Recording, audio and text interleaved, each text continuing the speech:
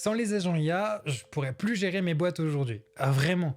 En fait, le SAV, les mails, les sponsors, les commentaires sur les réseaux sociaux, l'administratif, le comptable, le banquier, tout ça, ça s'est vraiment complexifié au fil des années, au fil des mois, et tout ça, c'est devenu vraiment ingérable pour un seul homme. Je suis qu'humain après tout. C'est déjà dur quand t'as qu'une seule entreprise, mais moi en plus qui est en train d'en construire une deuxième, ouais, ça devient vraiment ingérable. Et donc à un moment, j'ai été obligé de créer des systèmes.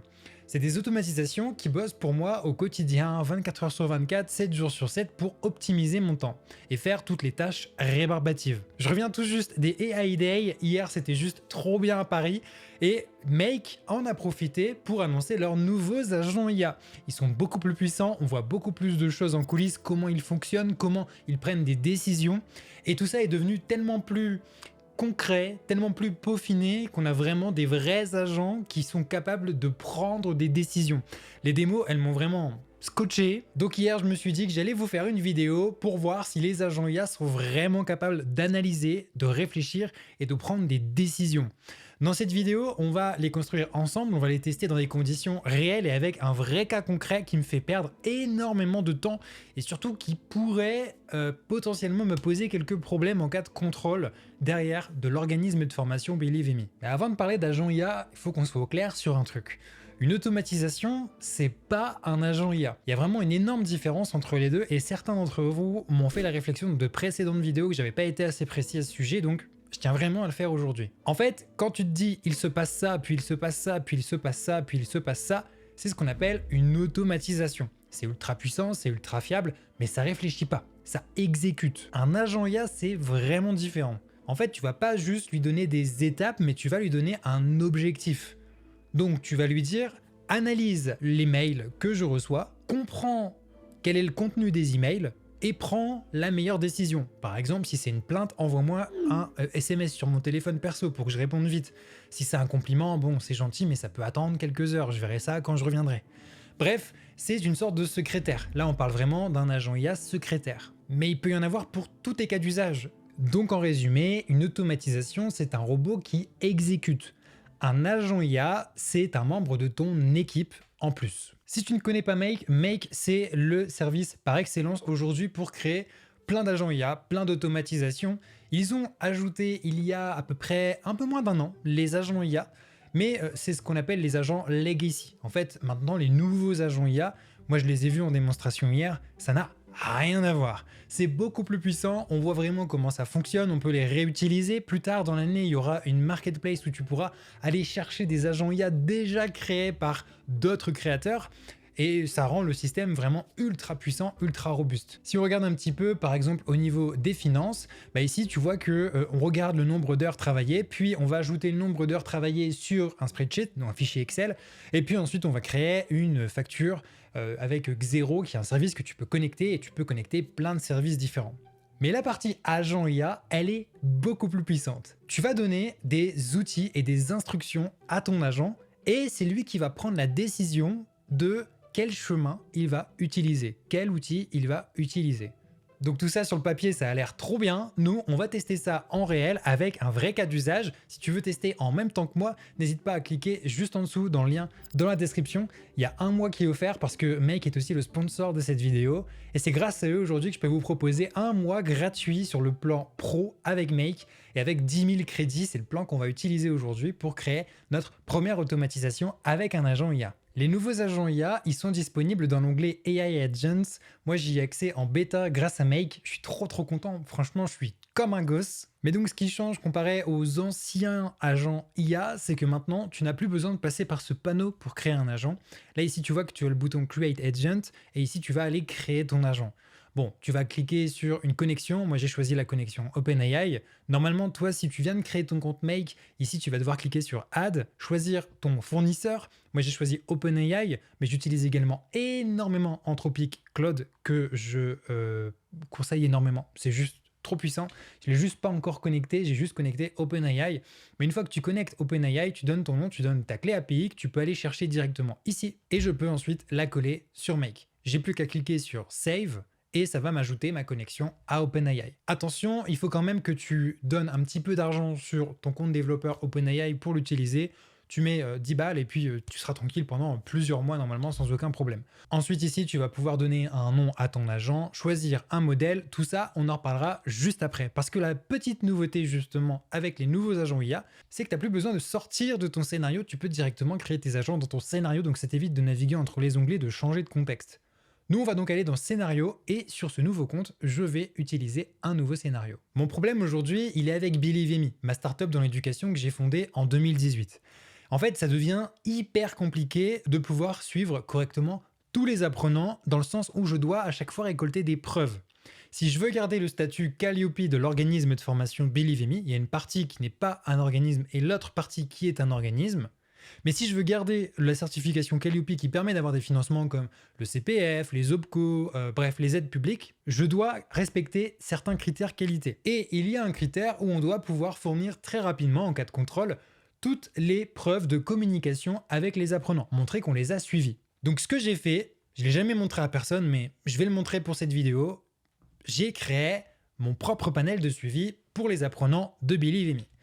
Ici, on est sur mon propre moi-même. Ouais, c'est un peu chelou dit comme ça, mais je suis mon propre mentor sur mon propre compte qui est sur ma propre formation, l'accélérateur Rocket. C'est un accélérateur qui te permet de devenir développeur web en partant de zéro et de finir en 6 mois développeur web freelance à l'heure de l'intelligence artificielle. Bon, ça c'était pour l'instant promo, si tu veux en savoir plus, c'est sur believeme.com. Et si tu as de la chance, ce sera même peut-être moi ton mentor, ce sera peut-être avec moi que tu auras des notes de suivi dont on va parler maintenant, mais ça dépend des périodes de l'année. Bref, l'idée est très simple. Quand j'ai un contact avec un apprenant, que ce soit par téléphone, que ce soit par mail, que ce soit sur Discord, que ce soit via Google Meet, que ce soit, voilà, peu importe le moyen de contact, je viens de corriger un de ces projets par exemple, l'idée c'est de pouvoir le justifier.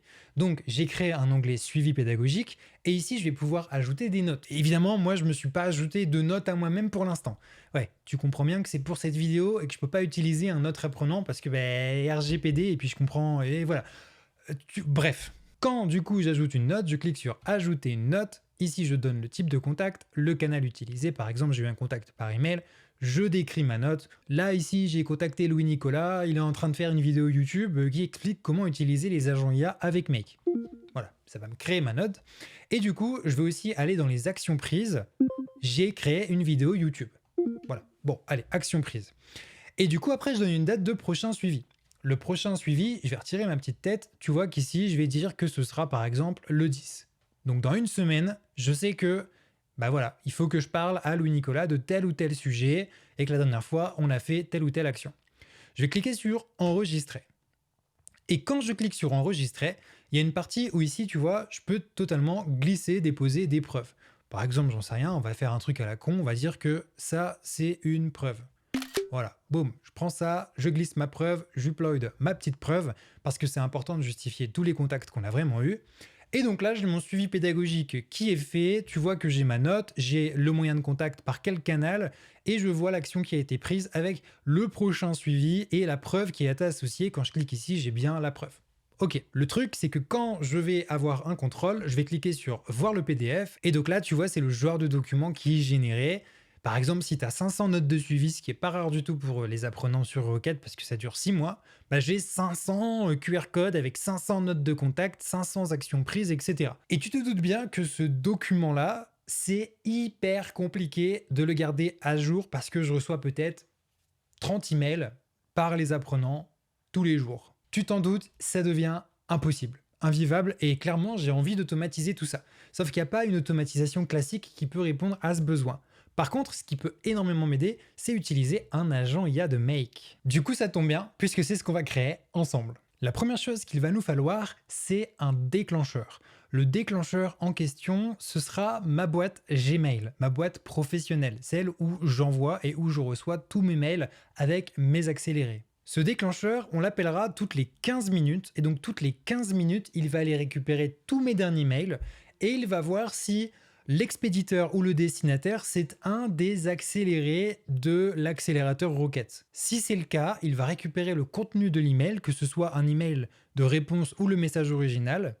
Il va générer un résumé et il va appeler un webhook personnalisé que j'ai créé pour l'occasion qui va venir ajouter la note directement sur Believe Me. Donc ici, dans tous les modules, tu vois qu'on en a énormément. Limite, C'est la fête à la musique, c'est la fête à la grenouille. Enfin, tu vois que là, vraiment, on peut utiliser énormément de choses, quoi. Moi, je vais taper Gmail et on va utiliser Watch Email. On va devoir pour ça créer une connexion parce que sans ça, il ne peut pas se connecter à tes mails ni voir quoi que ce soit. Donc, on va cliquer sur le bouton Create a Connection.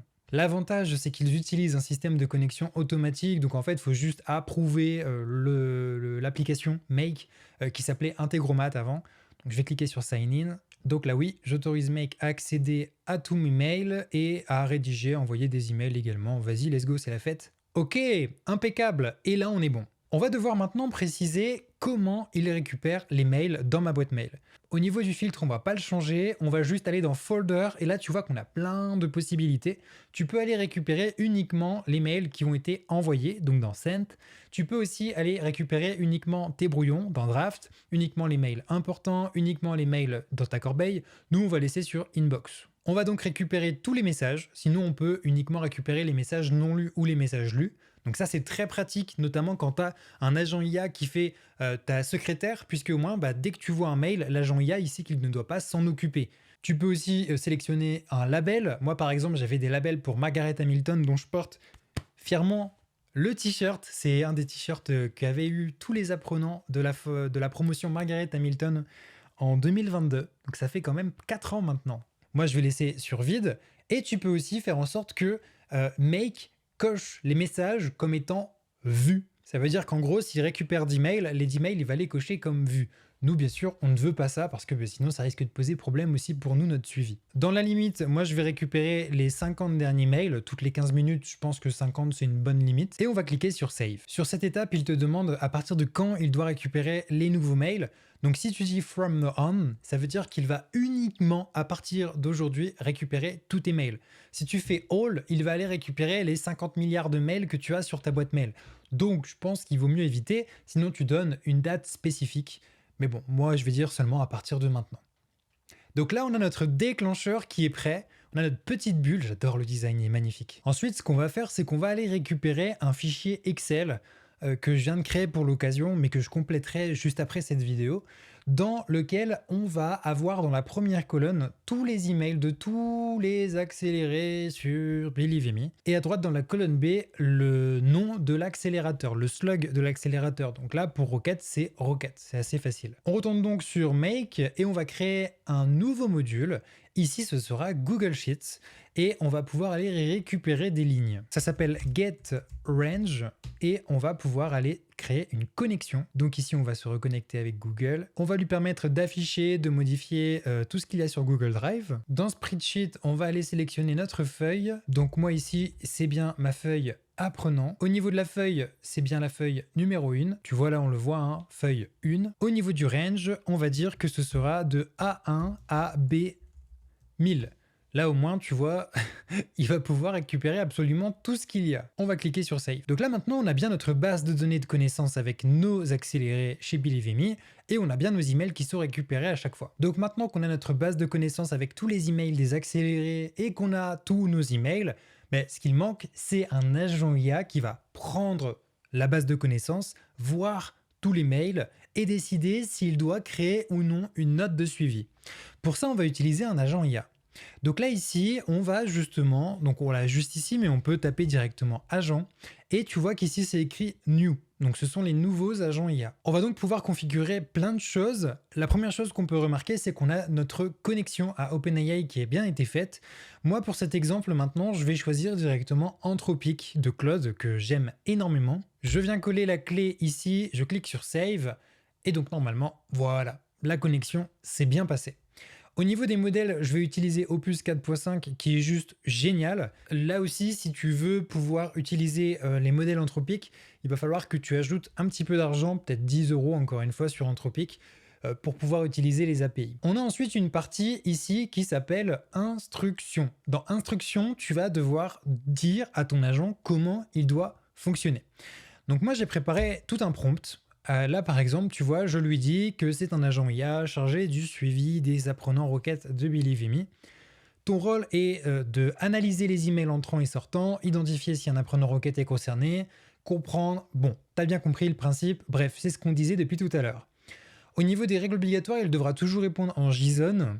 Il ne devra jamais ajouter de texte en dehors du JSON. Si aucun apprenant n'est concerné, il devra indiquer is a student false. Et s'il est concerné, il doit remplir tous les champs que j'ai précisés juste en bas. Donc là ici, use. Donc là par exemple, is a student, ce sera false ou ce sera true. On aura le student email, le mail type pour voir si c'est un mail reçu ou envoyé, un résumé, le sujet, l'urgence, le sentiment, la prochaine action et la confiance. Bon, maintenant qu'il a tout ça, c'est très bien, mais encore lui faut-il les données. Actuellement, c'est pas parce qu'on relie Google Sheets à notre agent IA qu'il sait tout. En fait, il faut vraiment lui donner les outils et lui préciser où les trouver. Donc si on descend un petit peu, on a Input et ici tu vois qu'on a plein de données et que c'est exactement ça qui nous intéresse. Par exemple, dans Gmail, on a pas mal de choses. On a le From Name et le From Email. Donc là, par exemple, si un apprenant vient de m'envoyer un email, je pourrais récupérer son mail directement depuis From Email. Si au contraire, c'est moi qui envoie un email à un apprenant, il pourra le récupérer dans Tout. Dans Tout, il y aura l'email de l'apprenant. Idem dans Google Sheets, on aura la colonne A qui sera les emails et la colonne B qui sera le nom de l'accélérateur. Donc moi, je lui ai donné un petit prompt. Ici, je lui ai dit, voici un email à analyser. From, to, subject, date, body. La liste des apprenants requêtes est ici et consigne, vérifie si l'email concerne un apprenant requête, identifie l'email concerné, analyse le contexte et génère le JSON demandé. Donc dans From, on va juste aller dans Gmail et on va venir déplacer From Email juste ici. To, on fait pareil. Tu vois, c'est vraiment hyper simple, c'est vraiment un jeu d'enfant. Je vais partir du principe que tous les apprenants dans ce Google Sheets font partie de l'accélérateur requête, mais comme tu as pu le remarquer, on a aussi une colonne B dans laquelle j'ai le slug de l'accélérateur. Là, ici, c'est vraiment dédié aux accélérés sur requête, mais on pourrait complexifier la chose si on veut. Donc, une fois qu'on a tout ça, on est bon. Tu vois que dans Input File, si je veux, je pouvais aussi directement donner un fichier. Donc là, par exemple, tu peux lui donner aussi un fichier PDF qui contient, je sais pas, tes instructions, tes consignes de dictation, comment, par exemple, je sais pas, si quand tu parles à un apprenant, tu veux te faire passer pour ta mascotte, comme nous, on a Bibot, tu peux lui donner un fichier sur comment se comporter comme Bibot, et à chaque fois qu'il répondra, il se comportera comme Bibot. Voilà, c'est un truc tout bête. Ça fait partie des nouvelles fonctionnalités des nouveaux agents IA de Make, c'est ce qu'ils appellent une base de connaissances. Ce sont des documents, des PDF, bref, un historique auquel l'agent IA aura toujours accès. Parce que oui, maintenant, les agents deviennent des assets. Ce sont des agents que tu peux réutiliser dans plein d'endroits différents. Donc c'est ça qui est vraiment très pratique et tu peux venir les modifier à la volée de cette façon sans avoir besoin de changer de contexte. Moi, je trouve ça vraiment trop stylé. Ensuite, une dernière chose, c'est le Conversation ID. Donc nous, ça, on n'en a pas besoin. Mais dans le Conversation ID, on va pouvoir générer un ID. C'est ce qui va permettre de se retenir de la conversation. Donc ça peut être très intéressant pour nous, puisque ça va permettre à l'agent IA de se souvenir que là, si on répond à l'apprenant, c'est parce que l'apprenant, avant, il avait envoyé tel mail. Et donc, en fait, ça va lui permettre d'avoir un historique de toutes nos discussions qu'on a eues avec l'apprenant et donc de faire des notes de suivi beaucoup plus intéressantes. Donc nous, ici, on va utiliser le Thread ID, qui est en gros le thread qui est créé sur Gmail avec toutes les réponses. Donc tu vois, voilà, ici, Thread ID, hop, on l'a pris, on l'a déposé. C'est vraiment la chaîne dans laquelle tu vois tous les mails, les réponses de tout le monde. Et donc l'agent IA s'en souviendra à chaque fois. Parce que le Thread ID, comme tu le vois ici, c'est par exemple ce numéro-là. Ce numéro-là sera tout le temps retourné à l'agent IA. Donc il se souviendra de toutes les conversations dans ce thread-là. Si tu veux qu'il se souvienne de toutes les conversations avec tous les apprenants, tu peux mettre par exemple un. Moi, c'est quelque chose que je ne te recommande pas forcément. Je pense que Thread ID, ici, dans notre exemple, c'est vraiment le meilleur. Donc ici, on peut cliquer sur Save et notre agent est prêt à être utilisé. Bon, pour l'instant, c'est bien, mais c'est pas très pratique parce que certes, il va pouvoir nous générer du JSON, mais c'est pas pour autant qu'on va pouvoir en tirer quelque chose. Ça va pas créer une note de suivi un peu comme ça, comme par magie. Pour être sûr qu'on ait bien du JSON, on va aller le parser. Donc on va ajouter un nouveau module qui va s'appeler JSON et ce sera parse JSON. L'idée, c'est ici d'aller récupérer la réponse de notre agent IA pour pouvoir en récupérer tous les paramètres qu'on pourra ensuite envoyer à notre webhook. Donc là, ce qu'on pourrait faire pour tester, c'est déjà voir si l'agent IA utilise nos instructions et les bons documents pour ensuite nous générer un bon JSON, un bon schéma, on appelle ça une structure de données, qu'on va pouvoir ensuite envoyer sur Believe.me pour créer la note de suivi. Donc ce que je vais faire, c'est que je vais cliquer une fois dessus, puis je vais m'envoyer un email à mon adresse formateur depuis mon adresse accélérée. Et je vais recliquer dessus pour voir si l'agent IA détecte mon email et me crée quelque chose. Donc là, je vais cliquer sur Run. Ok, tu vois qu'il est en train de récupérer mes emails. Comme normalement, j'ai pas eu d'email entre deux, eh ben, il va pas se passer grand chose. C'est passé sur Google Sheets et ici, c'est passé sur l'agent qui est en train de réfléchir. Et donc là, on a terminé. Si on clique sur cette petite bulle, on peut voir le raisonnement de l'IA. Et c'est ça qui est très nouveau aussi avec les nouveaux agents IA. Quand on regarde la réponse de l'agent, on a Is the student false. Il donne bien le résumé du mail, email automatique de vérification, next action, aucune action requise, le sentiment est neutre, pas d'urgence, et le topic c'était un verification code, parce qu'effectivement c'était un email pour me demander un code de vérification pour me connecter à Anthropic. Ensuite il a itéré, il a été prendre un autre mail, l'agent a réfléchi et il a ressorti Is the student false. Magnifique. Donc maintenant, ce que je vais faire, c'est que je vais m'envoyer un email et on va voir s'il me détecte. Je viens d'envoyer mon email, impeccable. On va attendre quelques petites secondes et on va voir si ça a fonctionné. Donc là, je vais cliquer sur Run Once. Il va aller récupérer les nouveaux mails. On voit que ça a été super vite. Là, l'agent IA est en train de réfléchir. Mince, j'ai pas mis ma petite tête. Là, l'agent IA est en train de réfléchir. Ça a été vraiment super vite, hein, parce que pour le coup, j'ai eu qu'un seul email et ça s'est arrêté. Si on regarde sur le raisonnement de l'agent IA, ici dans Input, on voit bien mon email en tant qu'apprenant, demande d'aide sur HTML. Coucou Louis-Nicolas, j'ai besoin d'aide sur le module HTML. Pouvons-nous organiser un appel Google Meet pour en discuter ensemble prochainement? Ici, on a la liste des apprenants requêtes. L'adresse email qui est ici, c'est bien l'adresse email qui est là dans From. Donc normalement, ça devrait le faire. Et on va pouvoir voir ce que l'agent a répondu. Is the student true? On a l'email de l'apprenant, on a le summary. Alors, je vois pas trop ce qu'il a dit dans le summary, mais c'est pas grave. L'apprenant requête demande quelque chose.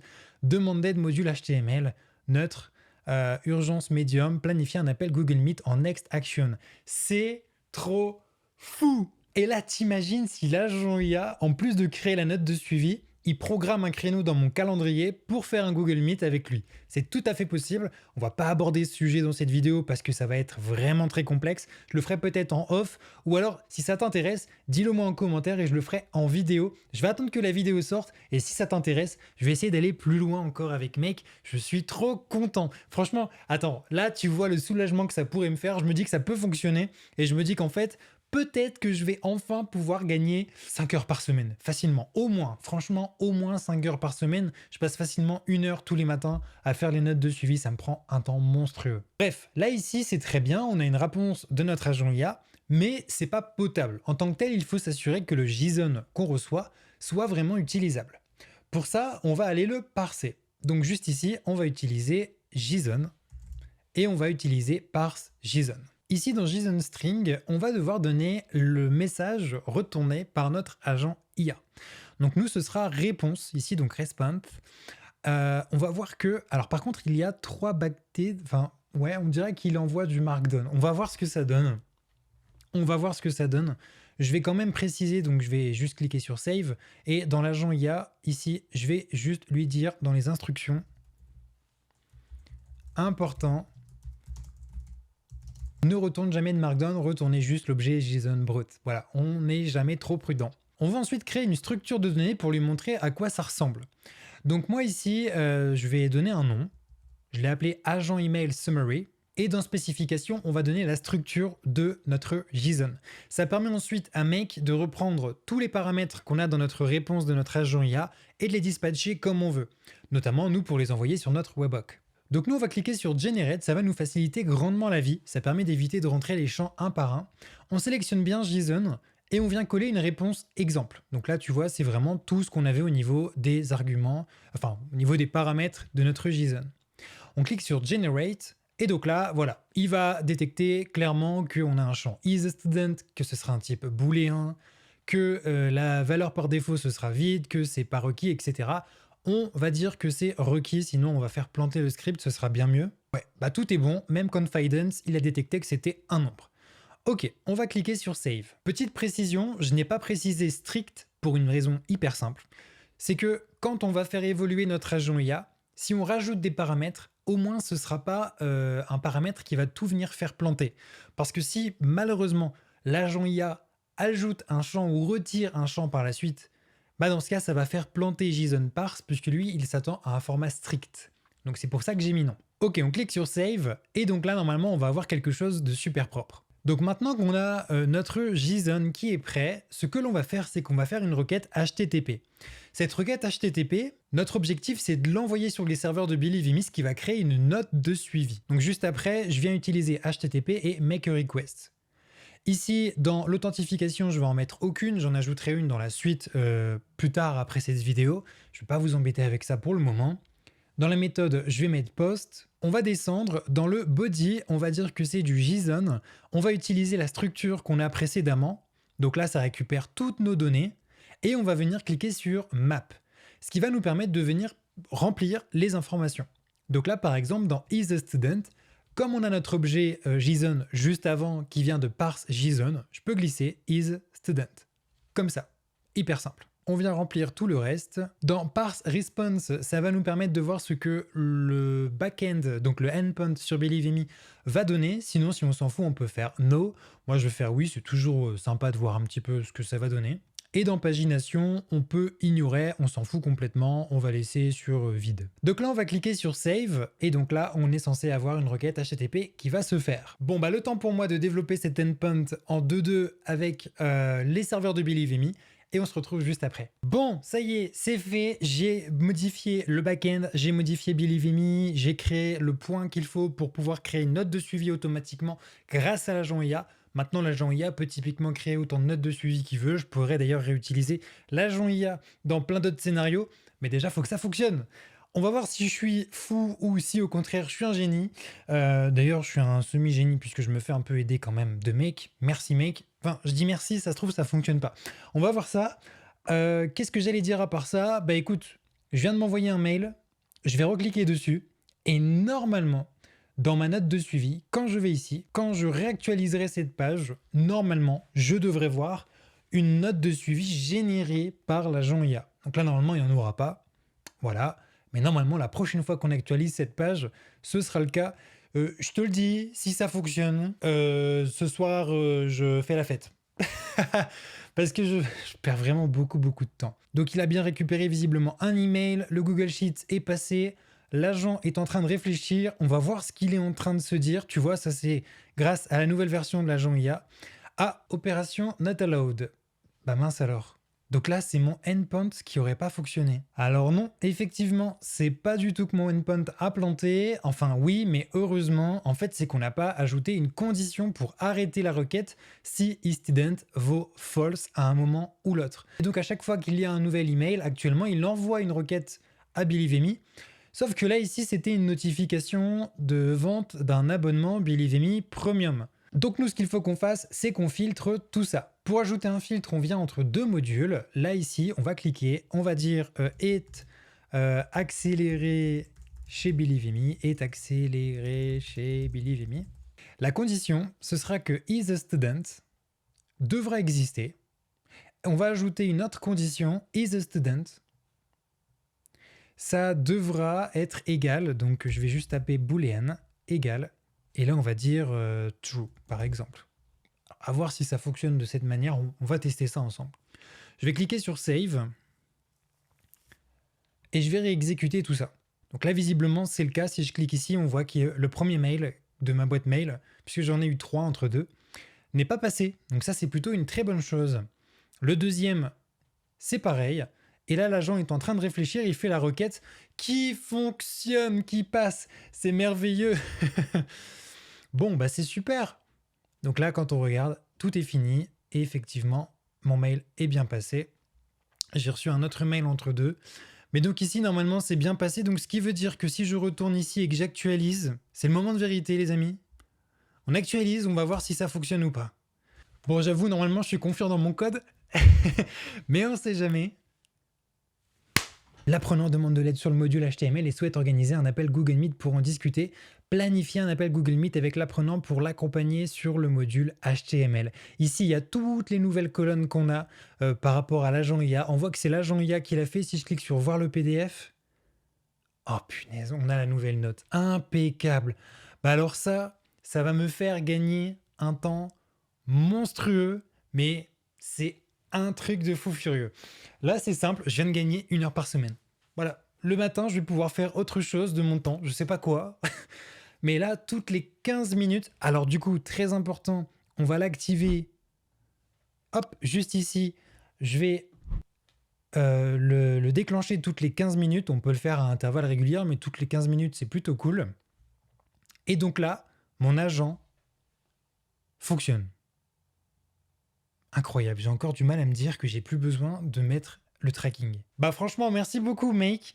Je suis trop content d'avoir pu tester les nouveaux agents IA. C'est un système que je vais garder sur le long, ça, parce que ça me fait gagner beaucoup de temps. Surtout que là maintenant, on peut l'améliorer.